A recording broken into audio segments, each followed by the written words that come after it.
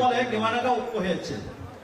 যে গ্রামে ঐক্য হয়েছে সেই গ্রামের যার মিটিং এর সভাপতি এবং তারই প্রস্তাবকারী তারই সন্তান আপনাদের মাঝে বক্তব্য দিয়েছেন, সে আসলাম শেখ।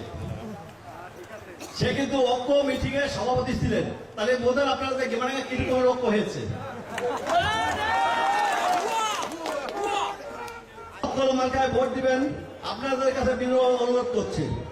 গত নির্বাচনে যেভাবে গাজী গোলাম মোস্তফাকে এই গোপালপুরবাসী সাহস সবকিছু দিয়ে যেভাবে 80% ভোট দিয়ে বিদায় করছিলেন, আপনাদের কাছে সেই গোলাম মোস্তফারই প্রতীক তৎকলম প্রতীক নিয়ে সে বাবুল হোসেন আপনাদের মাঝে উপস্থিত হয়েছে। আপনাদের কাছে আমি অনুরোধ করব, আপনারা তাকে যেভাবে বিদায় করছিলেন বাবুল মিয়াকে সেইভাবে ফুলের মালা দিয়ে বিদায় করে 8 তারিখে আপনাদের সেই হাসিটা আপনারা হাসবেন, এই আশা ব্যক্ত রেখে আমি আমার সংক্ষিপ্ত বক্তব্য শেষ করছি।